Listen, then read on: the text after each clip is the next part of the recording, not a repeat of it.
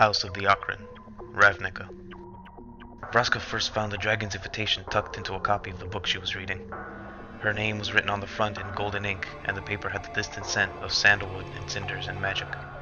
Whoever had spelled this here had a delicate enough touch to know just how to reach her. At first she was annoyed. The Ixalan had been assigned to a new client, and she had her fill of shadows and secrets in the dark places of Ravnica for one day. She was looking forward to nestling in by the fireplace in her flat with the history she had picked up on her last holiday, but that irritation vanished when she read what the invitation said. Meditation plane. Vraska narrowed her eyes. She held the paper up to her eyes and tilted the note. The light of the fire reflected a faint blue haze over the words, and she realized the ink had been enchanted with some sort of information. She held a hand over the letters and immediately knew where she was meant to go and what she had to do when she arrived. It came to her in a flash, a faraway plain with an artificial texture about it, blue waters and hills that flew up and away from their base, with its location in the multiverse delicately placed in her mind. And once she arrived, a spell to prove she was who she said she was, to be granted entrance. Vraska was intrigued. The whole business felt like a trap, so she put on her flats in the event she had to make an escape. She concentrated on the location in her mind. Her room fell into shadow, and she planeswalked through a dark slice in the air. She arrived in a courtyard filled with shallow water surrounded on all sides by a cage of violet arcs of lightning.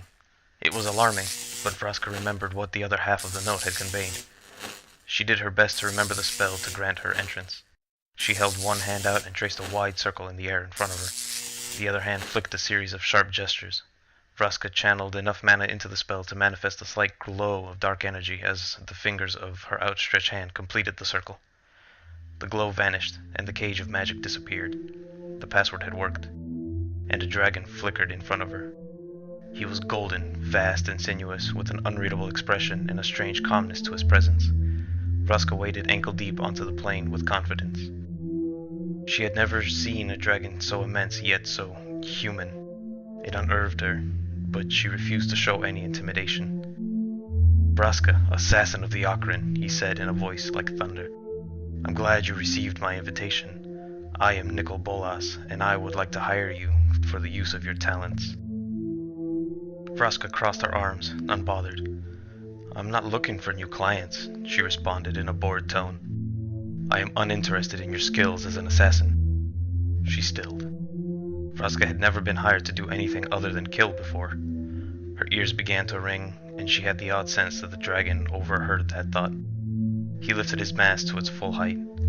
Nicol Bolas towered over her, a gold streak against the sky, posture as far from reptilian as his anatomy would allow. "You wish to lead," he mused, to Vraska's horror. "You crave a better world for those you call your own. You would pay whatever cost to deliver them the respect they deserve." "You read my mind?" "I am currently reading your mind." Vraska's arms had dropped to her sides. Her lips were parted in terror, and her ears were still ringing at the dragon's intrusion, and she began to charge the magic necessary to petrify a foe this large. The dragon lowered his head. His eyes were as large as dinner plates, his teeth as long as daggers. Nicol Bolas smiled. "I can make you guildmaster of the Golgari, Vraska." Her breath caught in her chest. She thought of Mazarek, of the Crawl, of the rest of the Ixalan assassins, and the malignant Jared, who had reigned with casual ruin over the most downtrodden of the downtrodden. She remembered her years of isolation and the heinous cruelty of the Azores, and how no group deserved to suffer as much as those who would subjugate her own. Eliminating that hell was all she ever wanted. She responded with trepidation. "What is it you desire in return?" "There exists a place on the continent of Ixalan on a faraway plain. The place is known as the Golden City of Vraska. Retrieve the item that is there, summon my associate to transport it, and I will give you the means to lead your guild to the glory it deserves.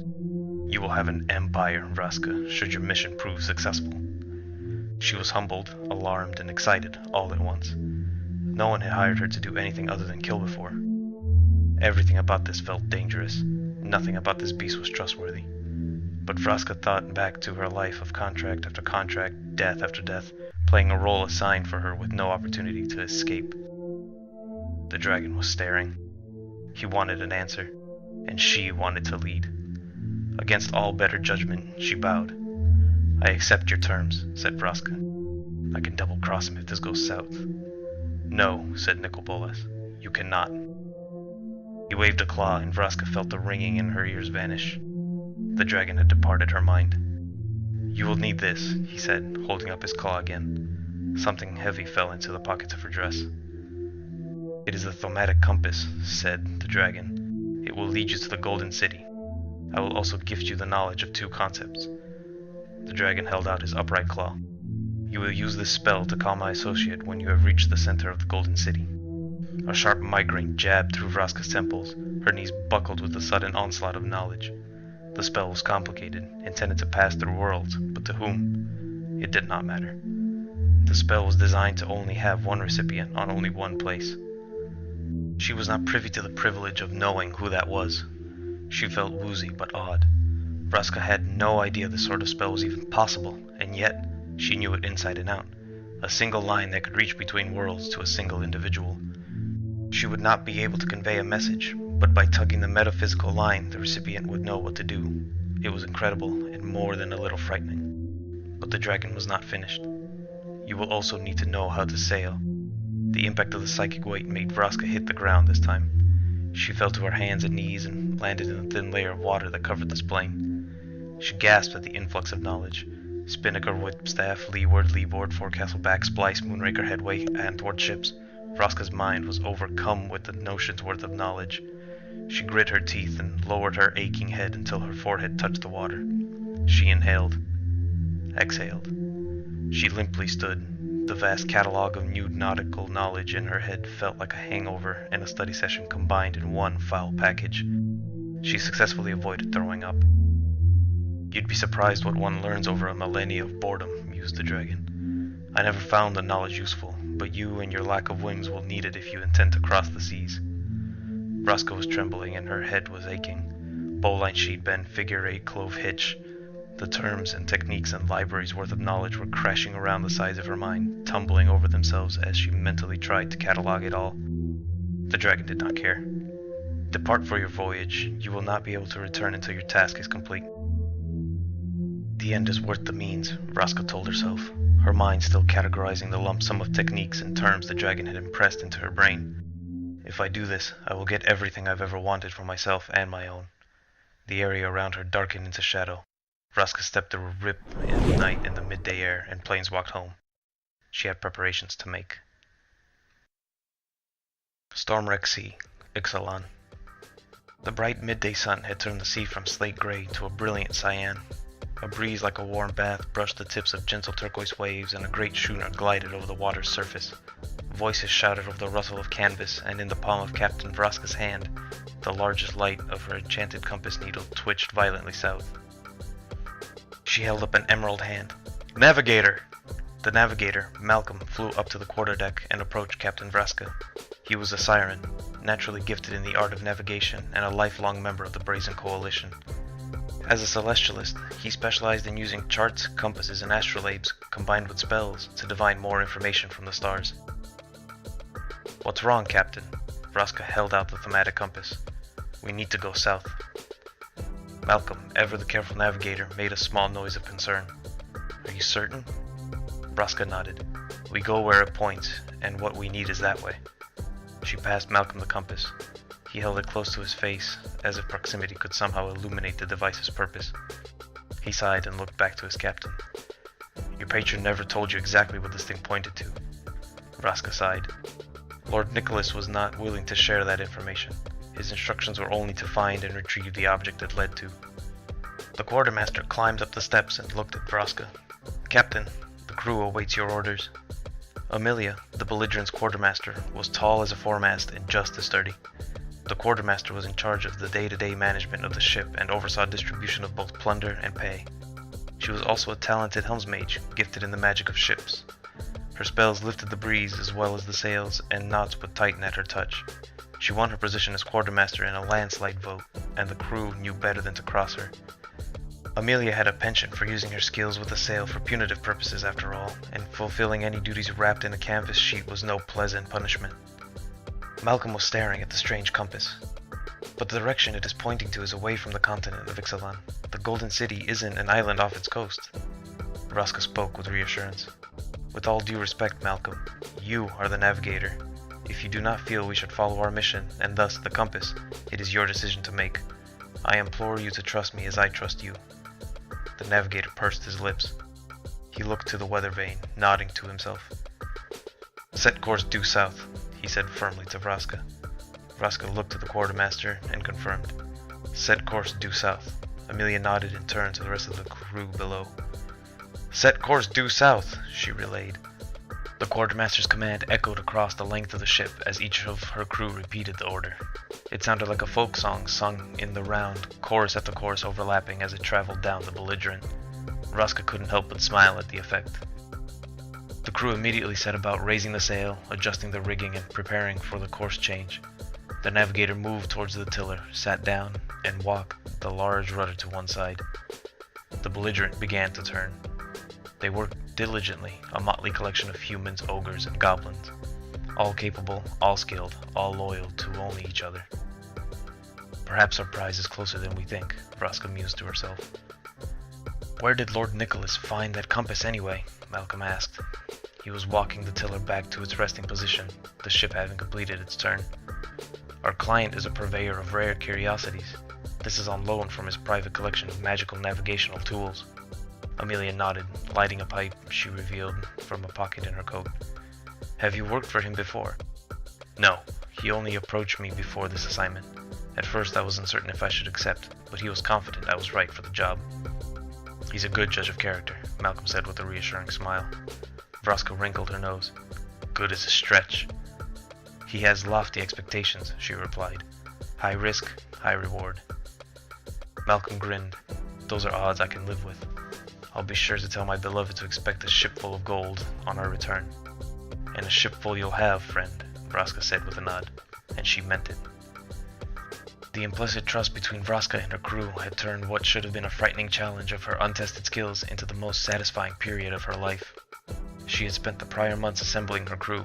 While initially it had been difficult to convince strangers to join the crew of an unknown captain, Vraska proved herself with fair payments, a truly phenomenal knowledge of sailing technique, and an unparalleled protectiveness of those she saw as her own. The people of this plane were stubborn, prone to swearing, and morally mercurial, and Vraska adored them for it. She secured her own ship through hefty payments and more than a little negotiation, and soon sailed to begin her new journey. Gorgons on Ravnica could only ever be one thing, but here, a Gorgon could be whatever she damn well pleased. Vraska relished in the newfound freedom and beamed with pride when she thought of how she would lead the Golgari when she returned home. Vraska, Malcolm, and Amelia, captain, navigator, and quartermaster, set about discussing the logistics of their expedition, inspecting their maps and charts for the best route inland once they reached the continent of Ixalan. The compass had proven difficult to interpret. It changed direction occasionally, only to switch back hours later, and its several hands pointed in several directions. Vraska had reasoned the largest needle would point where she needed to go, but its reliability was proving questionable. She wondered what the dragon would do if she would fail. Later in the day, one of her crew called down from the crow's nest. Avast! Man on shore! Edgar, the ship's other helmsmage, balled his hands into fists and willed the ship's sails down in a gentle wash of blue light. For the second time that day, the belligerent stowed its sails and came to a halt. A lump of rock jutted out of the water nearby, its tops coated in a thick layer of white and its surface dotted with hundreds of nesting seabirds. Laying on that rock was a lump of blue clothes and sunburned pale skin. Amelia looked over the edge and turned round to face Vraska. Should we send Malcolm over? No, Vraska said, irritated at the prospect of having one more mouth to feed on the voyage. Prepare the dinghy. I want a good look at him first. The coxswain, a dour-looking man named Gavin, prepared a small vessel to retrieve the castaway, and Vraska leaned over the rail to see who had been found. He was lying on his back on the one piece of sea stack not covered in bird excrement. He was dark-haired, desperately flicking away flies with whatever energy he had left. A pile of blue clothes sat under his head, but dipping into the water was a piece of blue cloth with familiar white symbols stitched onto the front. Vraska's heart stopped in her chest. No. It was Jace Bellerin. How the hell did he find me? Vraska didn't bother to answer. Panic and fury lit in her mind, and she mentally prepared herself to kill the man as soon as she could look him in the eye. She had taken every precaution, every measure, used every ounce of an assassin's talent to avoid being seen. No one from Ravnica knew where she was, and no planeswalker should be able to find her. What the hell was Jace doing here? Vraska thrust her spyglass into Malcolm's feathered hand. Let me deal with him. She climbed into the dinghy and yelled to Gavin to get in and lower them down. Edgar, the helms mage, followed suit and took the oars in hand. Edgar called out his intent. Lowering the away vessel! The three of them took their seats, and Edgar made a sharp hand gesture causing the dinghy to descend. The away ship hit the surface of the sea with a slap, and Vraska quickly detached the hooks that had lowered her craft. She sat back as Edgar rowed and Gavin steered their dinghy towards Jace. With every stroke of her oar, she grew more resolute about what needed to be done. He must have been following me from the start. As soon as I approach, I need to petrify him before he can slough off his ruse and wipe my mind. Of course, of all the obnoxious interlopers in the multiverse, it had to be him. I tell you not to leave, but the point is a bit moot. It's like planes walking into a window, isn't it? Vraska yelled. Edgar and Gavin gave her a confused look, but Vraska didn't bother to translate what planeswalking was. She was too angry. My ship needs a new figurehead, Bellerin. Tell me who you're working for and your death will be a painless one. Vraska called on that little flicker in the back of her mind and felt her gaze charged with the petrification magic only Gorgons possessed. She stood up, sensing her own magic as a warm heat behind her face, and in one swift motion turned to lock eyes with her foe. But his lids were glued together with salted sleep, and his hollow cheeks were covered with a thick beard that obscured the tattoos on his face. His arms were lean with muscle, but Vraska could count the ribs beneath his sunburned torso. Dear gods, what happened to him? He looked devastatingly ill. There was no fresh water in sight on the island, no evidence for means of survival. The look of him derailed her train of action. He may as well have already been dead. Jace coughed and blinked open his eyes. Vraska snuffed the fire in her mind and looked down at him with no magic in her eyes. I can kill him after he gives me some goddamn answers. Jace, what the hell happened to you? Her words tumbled out as more fact than question. She ought to have killed him on sight, but what logic told her should be straightforward was muddied by the fact that it was him. Why was it always him? Jace finished his first bowl of porridge in 2 minutes flat, and his flagon of fresh water in even less time. She hadn't said a word since he arrived. He looked around the galley of the belligerent with a curious yet overwhelmed interest. Upon close examination, Vraska was struck by how much he had changed since she last saw him. There was no way he had been hiding those muscles under that cape all these years. They sat now in the galley with an empty bowl at Jace's feet. Vraska nodded at her crew to leave her alone and pulled a stool directly in front of the mind mage. Vraska's tendrils twitched against her face. You have 2 minutes to explain how you found me before I turn you to stone and use you as a paperweight, Jace. He blinked once. She raised her eyebrows. Jace shook his head. I wasn't looking for you because I do not know who you are. Both of Vraska's eyebrows raised as high as she could lift them. Are you trying to make a joke, Bellerin? He shut his mouth and shook again. I don't remember anything from before I woke up on the first island. The first island? Vraska picked up his spoon and threw it at his chest. He tried to bat it away and missed. Hey! Clumsiness like that couldn't be faked. Not an illusion, she concluded. Jace's irritation evaporated into happy surprise. You know I can make those? His lips were lifting in a little half-smile. Vraska couldn't believe this. Why the hell was he so chipper? Where was the pasty, moody guilt pack she had knew and loathed? She pursed her lips. You're an illusionist, not an actor. Why are you still lying to me? You know more about me than I do. What would I have to gain by lying to you? A lot, Vraska deadpanned. I think you're faking this. What is your name? This is hell. I'm actually in hell. My name is Vraska. Vraska, Jay smiled a bit. Your name sounds like it has different linguistic root than mine. Where are you from? You know damn well where I'm from, asshole. Jace looked visibly hurt. Oh. Vraska felt bad. He's like a dog, she thought. He's a man-shaped retriever. What happened to him? It would be best if Jace were dead, but he was clearly harmless in his current state. She had a personal rule to not kill those who didn't deserve it in some way, and here sat a man with no past in his mind, no sin in his heart, and 1 foot in his grave. She awkwardly stood and made her way to the stove. Everything about this was strange. unexpected, a departure from what his quest was supposed to be. Vraska was entirely uncertain what to do, so she did the one thing that she knew that eased the sensation of helplessness. "Do you take sugar, Jace?" "Let's find out," he said with a playful look. Vraska sighed. This was going to get old. Jace busied himself, and she watched him as she prepared the tea. There was no mystery in his movements. He existed entirely in the present. Gone was the uptight, guilt-packed Vraska had known, who hid uncertainty with fidgeting and wrapped himself in melancholy. Here sat a lean, earnest, and jarringly friendly variation of the second most dangerous psychic in the multiverse. "How do we know each other?" Jace asked, brimming with curiosity. Vraska recalled the distant memory of killing terrible people with convenient names to get the guild-pack's attention all those years ago. It was admittedly clumsy. "I asked you to work with me, and you turned me down." "What were you asking me to work with you on?" Vraska chose her words carefully. "I was hoping we could work together to get rid of some very bad people in some very important places." She then poured the tea into a mug and handed it to Jace.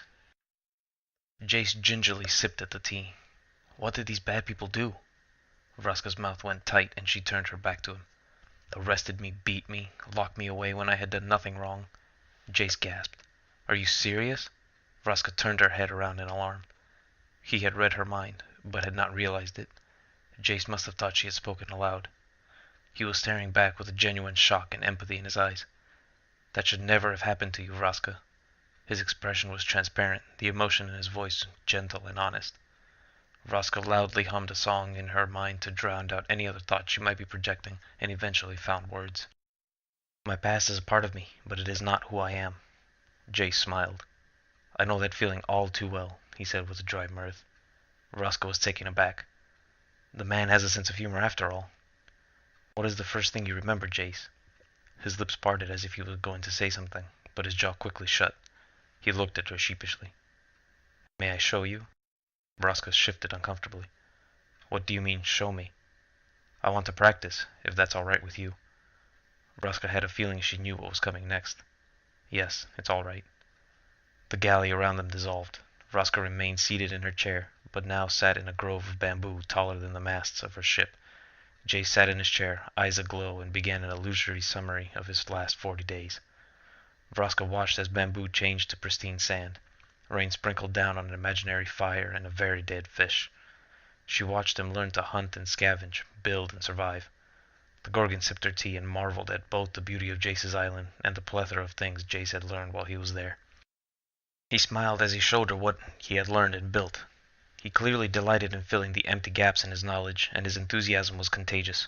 It was incredible that he had constructed fishhooks, a platform, a raft. Vraska finished her tea by the end of the tour, and the island faded back to the familiar wood of the galley. Jace's magic receded. Vraska found herself shaking her head.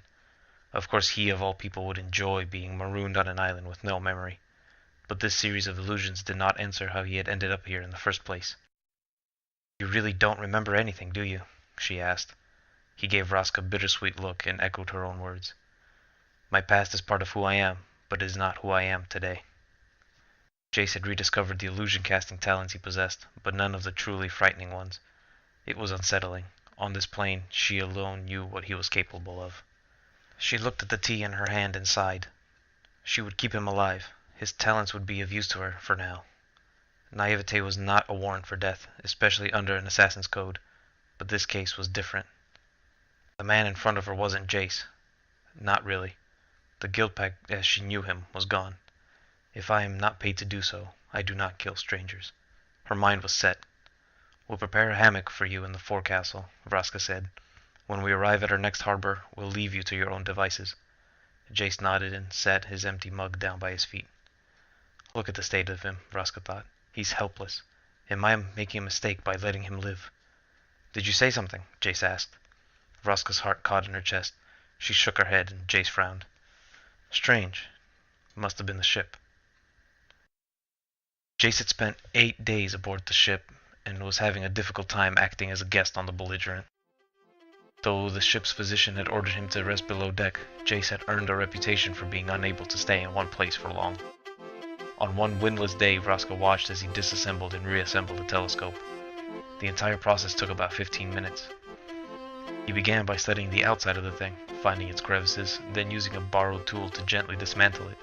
He was knolling the pieces as he went, organizing the bits in a meticulous grid on the deck of the ship.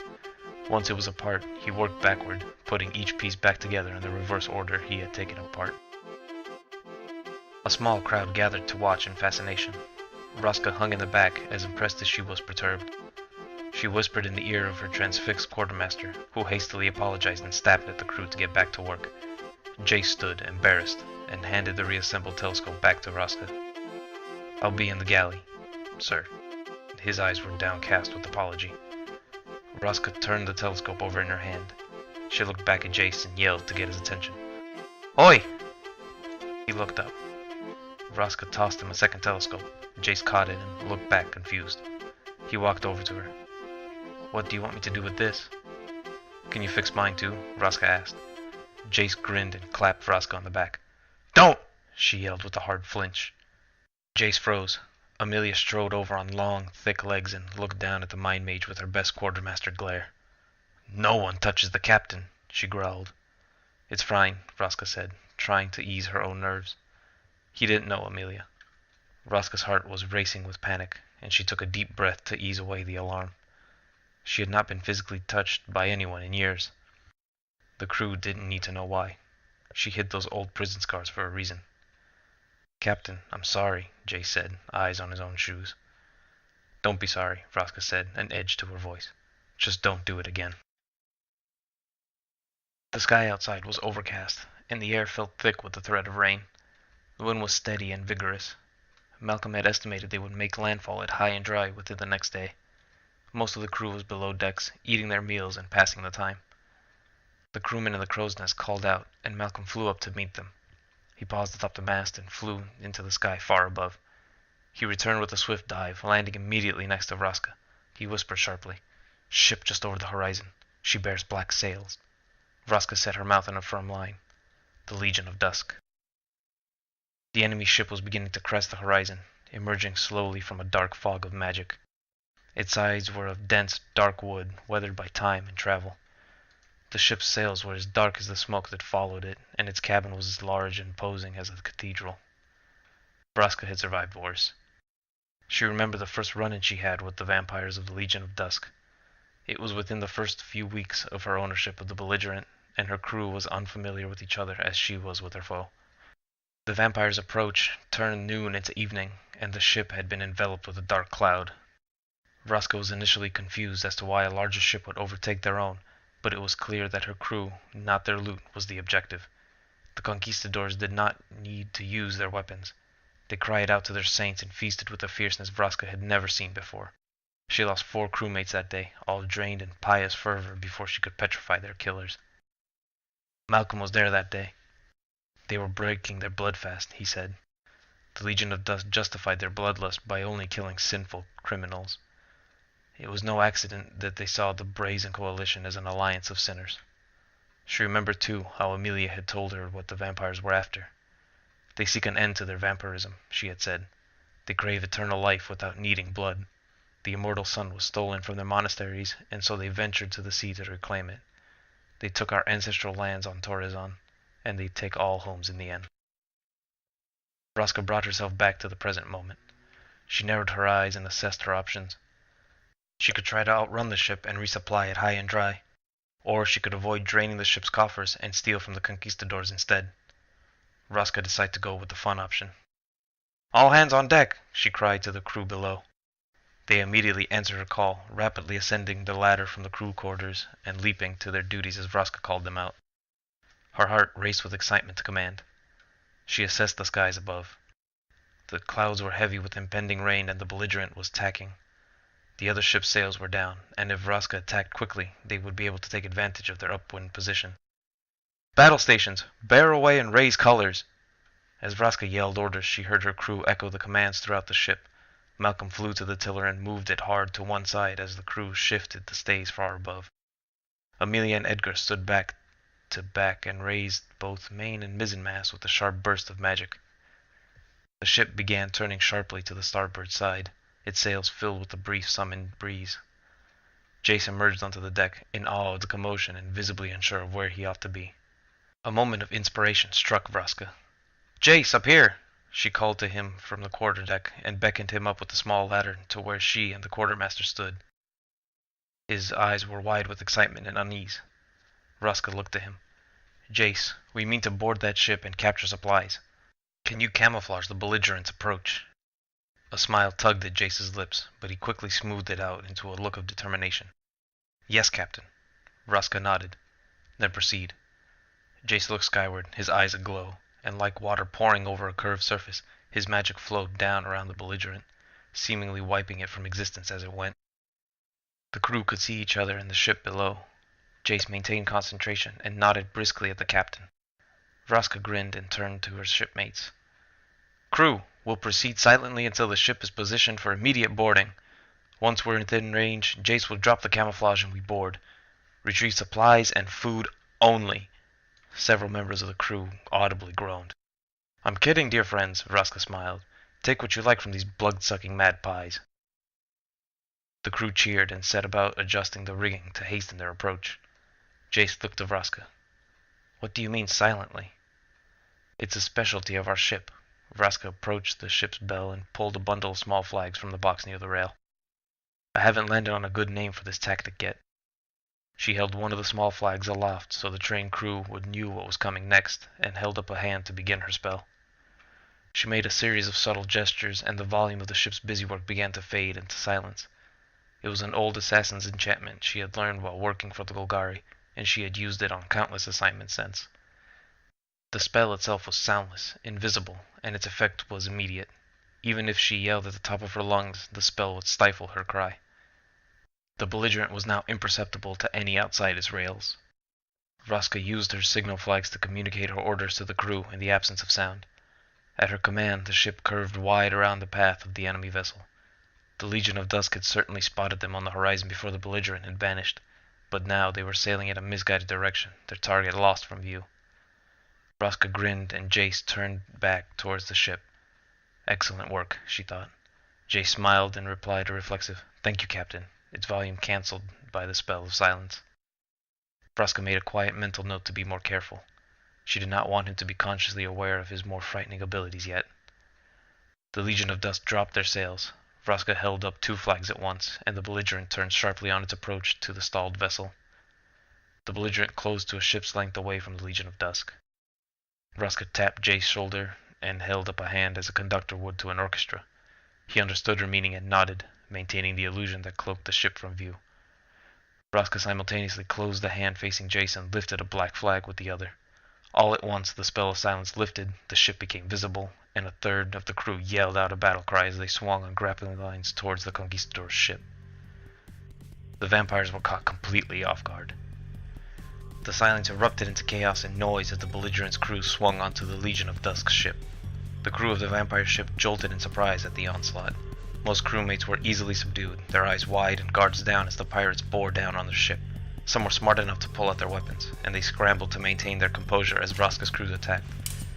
The clang of steel on steel rang through the air, and the deck became a busy wash of panic and pirates. The vampires emerged from below deck. Their armor was shining and brilliant, meticulously clean and of higher quality than that worn of the ship's crew. These conquistadors were the stuff of legend and myth, sophisticated yet savage, eternally cursed. Their light eyes peered from underneath golden helms, and their teeth flashed in the light of the sun. "What sort of vampires are they?" Jace asked, yelling above the crowd. Vraska looked at him with an "are-you-kidding-me" glance. "You remember vampires, but you don't remember your name." "I remember things that matter," he replied with a hint of a grin. From their vantage point, Vraska could hear one calling above the rest. "Saint Elenda, grant me the will to purge this sea of sinners." "She's not listening," Vraska mused to herself, "but I am."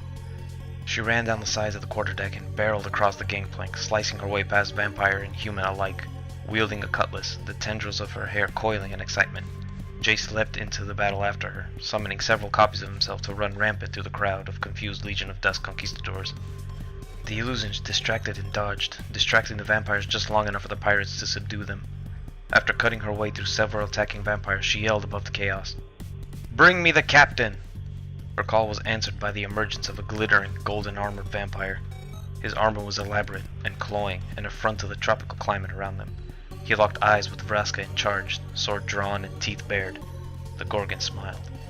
Vraska dodged the vampire's sword and began gathering the magical energy required to petrify. She stalled for the time by swinging at the captain with her own cutlass. The man hissed and spat, meeting each blow of Vraska's sword with a clang of his own. Vraska jolted in surprise as Jace appeared to her left, and then also on her right, the twin illusions misleading the vampire captain long enough for Vraska to land a strike. One of the Jaces managed to land a punch, and Vraska realized that he was physically alongside her. The vampire was dodging, parrying, and striking with a zealot's prayer on his lips, all the while watching each of the Jace clones with a close eye, visibly trying to discern which was the physical version. Jace's voice cried out in the air, and the vampire grabbed hold of his physical neck. The other vanished in a flash while the real Jace, eyes screwed shut, tried to claw his way free. The vampire opened his mouth just as Vraska grabbed him. She shoved herself between him and Jace, locking eyes with the captain as she released her hold on the magic she had been building. The vampire's skin and clothes turned to stone in her grip. She lowered her gaze to the ground for a moment, avoiding the eyes of her crew as the last of her magic receded. Then she looked to Jace. He had scrambled out of the grip of the petrified vampire, and now met her gaze with a look of surprise. Vraska felt tossed off balance, not because she had let herself be seen for what she was, but because what looked back at her was not a face contorted in horror, but one lit up with awe. Jace was not afraid. He was amazed. The surviving vampires knelt in submission under the watchful eyes of Malcolm and Amelia, who were quickly working to magically bind them with rope and torn sails. "Clear their storage, sink all weapons, and carry this one over to the belligerent," she called, kicking the stone captain with her foot. "I think we could use a figurehead." The crew laughed, and Vraska briefly smiled. She turned and began to make her way back to the deck of her own ship as the crew began to pack up their spoils. The mind mage had proven himself useful. She walked across the gangplank that straddled the two ships, and Jace followed. On the privacy of their own ship, he approached her. "I didn't know you could do that," he remarked. "Well, surprise," Vraska said with a shrug. "Vraska," Jace said in earnest, "I was in trouble and you saved me. Thank you." The Gorgon looked back in confusion. "You weren't frightened?" Jace shook his head. "I think you're talented." Vraska didn't know what to say to that. Compliments to her were as foreign as flying. Jace was absurdly useful. Perhaps it would be best if she kept him around to make use of his skills. And so Vraska spoke with certainty. "I once thought we would make a good team, Bellerin, and it appears I was right. Would you like to stay with my crew and help me with my mission?" Jace's smile reached his eyes, a grin emboldened with Voyager's curiosity. "I would love to."